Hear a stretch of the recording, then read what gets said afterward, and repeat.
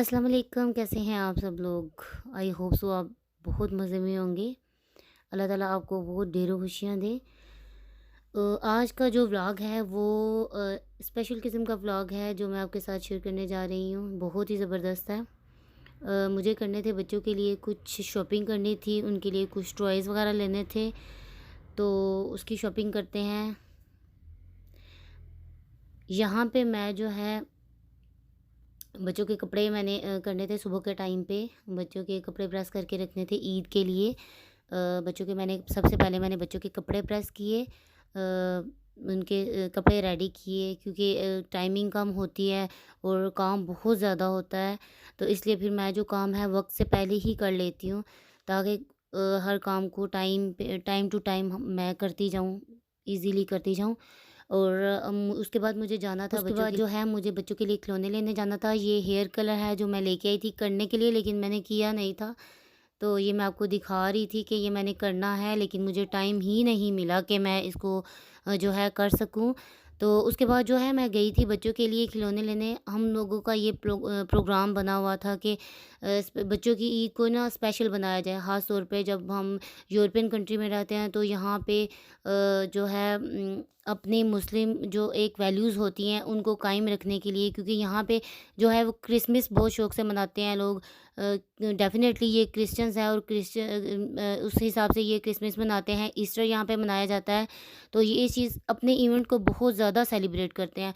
हाँ, यहाँ पे मुस्लिम कम्युनिटी कम है, इस वजह से यहाँ पे जो बच्चों को इसकी चीज़ की नाव-हाव नहीं होती है।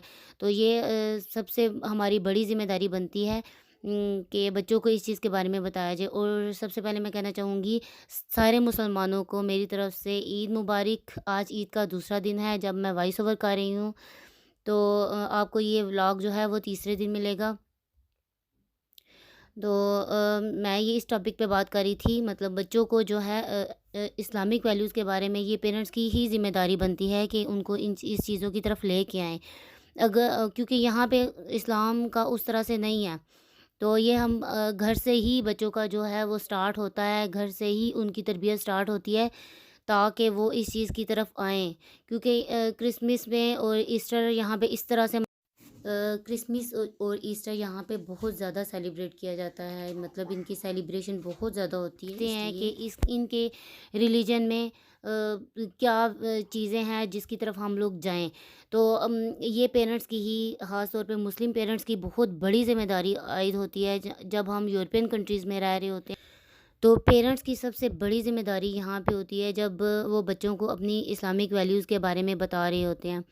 तो बच्चों को इस चीज़ के बारे में बताना सबसे बड़ी रिस्पॉन्सिबिलिटी है पेरेंट्स की। तो यहाँ पे मैं और मेरे हबी ने ये प्लानिंग की थी कि हम जो है बच्चों को टॉयज़ वगैरह लेके देंगे, उनको स्पेशल गिफ्ट दिए जाएँ ताकि वो इस चीज़ की तरफ आएँ। हम इस दिन को सेलिब्रेट करें, स्पेशली सेलिब्रेट करें ताकि बच्चों को इस चीज़ के बारे में बताएँ कि ईद क्या है, ईद हम क्यों मनाते हैं मुसलमान। रमज़ान के बाद ईद मनाई जाती है, मतलब हर उस चीज़ के इवेंट के बारे में उनको बताना बच्चों को। तो यहाँ पे मैं आई थी कुछ खिलौने लेने थे और मैंने कुछ बच्चों को के साथ और भी प्लानिंग की थी कि हम इस दिन को, मतलब चाँद रात को इस तरह से सेलिब्रेट करेंगे। तो वो मैंने की, उसकी मैं आपके साथ कुछ शेयर करूँगी, कुछ मैं नहीं कर सकी। तो ये मुझे बच्चों के खिलौने कुछ अच्छे लगे थे, मैंने उनकी पसंद के ही लिए थे, उनके लिए गिफ्ट लिए थे, तो उनको अच्छे लगे थे। और उसके बाद जो है फ़ातिमा के लिए बहुत सारे मैंने मतलब गिफ्ट लिए थे, छोटी है अभी वो। तो उसके बाद जो है मैंने ये दिन के क्लिप हैं जो मैंने आते साथ मैंने खीर बनाई थी। चावलों की खीर, सिंपल जो चावल की खीर बनती है, हर घर में बनती है, हर कोई अपने स्टाइल से बनाता है, मैं अपने स्टाइल से बनाती हूँ। तो ये मैंने खीर बनाई। उसके बाद जो है ये जो मैं थोड़ी-सी शॉपिंग भी की थी वो मैं आपको दिखा रही हूँ।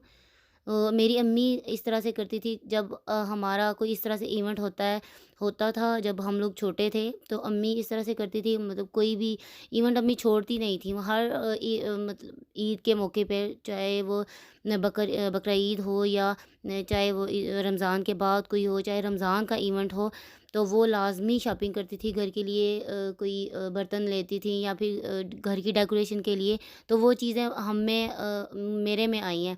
मैं भी इस तरह से कोई भी इवेंट मिस नहीं करती, हर इवेंट को अच्छी तरह से सेलिब्रेट करती हूँ, क्योंकि ये अम्मी कहती थी कि इस तरह से अच्छा लगता है, ताकि और रौनक होती है घर में, बरकत होती है। इस इन मौक़ों को सेलिब्रेट करना चाहिए।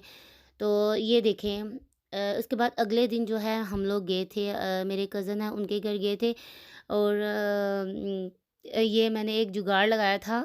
यहाँ पे ये ऐसे हुआ, मेरे बच्चों ने बैग के अंदर कपड़े रखे और पानी साथ रखा, और कपड़े सारे गीले हो चुके थे। मैंने इस तरह से विंडो में रख के कार की जो है उसके अंदर मैंने इसको ड्राई किया था, क्योंकि मुझे उसके बाद फ़ातिमा को ये वाले कपड़े चेंज करवाने थे, और मैं एक ही सूट लेके गई थी बाय चांस। तो ये उनके घर में उनके बच्चे भी थे, मैं उनकी थोड़ी-सी वीडियो बना रही थी। तो बड़े खुश हुए हुए थे बच्चे, फिर आपस में मिलके बहुत खुश होते हैं, बच्चों ने बहुत एन्जॉय किया, उनके घर में हमें बहुत मज़ा आया। They are nice. तो इसके बाद जो है फर्स्ट डे जो ईद का हमारा उनके घर ही गुज़रा था। तो जो सोफ़ा मैंने आपको बताया था, जो मैंने बाय किया था, ये बिल्कुल छोटा-सा मैंने किया था बाय सिटिंग के लिए ही, क्योंकि जो मेरे घर में जो मैंने आपको बताया था सैलून में सीटिंग एरिया कम है। तो ये कुछ मैंने पिक्स ली थी उनकी, अपने बच्चों की और साथ उनकी, तो बहुत खुश थे बच्चे, बहुत एन्जॉय किया बच्चों ने। और उसके बाद जो है हम लोग घर आ गए, और जो मैं आपके साथ अब रेमेडी शेयर करने जा रही हूँ, ये बहुत ही ज़बरदस्त है। तो ये मैंने आईलैशेज़ के लिए बनाई थी, ये मैंने ईद से काफ़ी दिन पहले बनाई थी। ये मैंने 3 बादाम लिए, अब इन बादामों को मैं जला लूँगी अच्छी तरह से। जलाने के बाद जो है ये देखें, मैंने इसको ये छलनी के अंदर डाल के इसको जलाया है, मैंने इसको डायरेक्ट हीट पे नहीं रखा। अब ये देखें, जल गए हैं बादाम तकरीबन। ये सब सारे जल जाएँगे, उसके बाद इसको जो है मैं बारीक पीस लूँगी, इसका पाउडर बना लूँगी। ये बहुत ही ज़बरदस्त रेमेडी है, इसके तकरीबन 3 दिन के इस्तेमाल से आपको फ़र्क महसूस होगा आईलैशेज़ के लिए, और आईब्रोज़ के लिए ये बहुत अच्छी है फॉर डार्क आईब्रोज़। अगर आप अपने आईब्रोज़ को ब्लैक करना चाहते हैं या अपनी आईलैशेज़ को ग्रो करना चाहते हैं, तो अब ये मैंने बादामों को जला लिया है। इसके बाद मैं इसको पीस कर इसका जो है वो पाउडर बना लूँगी। अच्छी तरह से मैं इसका पाउडर बना लूँगी। ये देखें, पाउडर बनाने के बाद मैं इसको साइड पे कर लूँगी। ये देखिए बिल्कुल बारीक सुरमे की तरह ये बारीक बन गया है पाउडर। अब ये पाउडर जो है इसका रेडी हो चुका है। अब जो इसके अंदर मैं चीज़ें ऐड करूँगी वो देखते जाएँ। ये मैंने बॉटल ली है, अब इसके अंदर मैं जो है इस पाउडर को ऐड करूँगी। ये तकरीबन 1 छोटी चाय की चम्मच जो है ये बन गया था 3 बादाम को लेके। इसको मैंने बोतल के अंदर डाला। अब जो है इसके अंदर मैं कैस्टर ऑयल डालूँगी। ये मैंने यहीं से कैरीफोर से ही ख़रीदा था, ये मिल जाता है ईज़िली। तो बस इसका स्पेनिश में नाम है, आप गूगल से जाके देख लेना। उसके बाद मैंने लैवेंडर ऑयल इसके अंदर ऐड किया था, ये ऑप्शनल है। अगर आप इसको स्किप करना चाहें तो कर सकते हैं। इसकी जगह पे आप रोगने बादाम भी यूज़ कर सकते हैं। इसके अंदर मैं एलोवेरा जेल यूज़ करूँगी। इसमें नेचुरल एलोवेरा भी आप इसके अंदर जो है वो उसका पेस्ट बना के ऐड कर सकते हैं। मैंने दूसरी ही एलोवेरा ली है। इसके अंदर थोड़ी-सी वैसलीन जाएँगी। वैसलीन को आप बिल्कुल माइक्रो के अंदर गरम करके वो भी डाल सकते हैं, इस तरह से भी कर सकते हैं।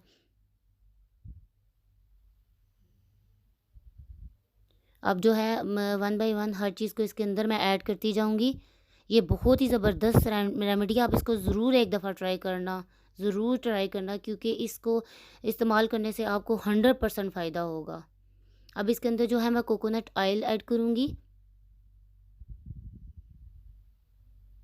कोकोनट ऑयल भी जो है वो आप इसको गरम करके भी ऐड कर सकते हैं, इस तरह से भी कर सकते हैं, क्योंकि अब तो गर्मी है, गर्मी में तो ये वैसे भी रखा-रखा भी मेल्ट हो जाएगा। अब इसको मैं अच्छी तरह से मिक्स कर लूँगी। ये देखिए मिक्स हो के ये रेडी हो चुका है। चलिए मिलते हैं अगले व्लॉग में। ओके जी, अल्लाह हाफ़िज़।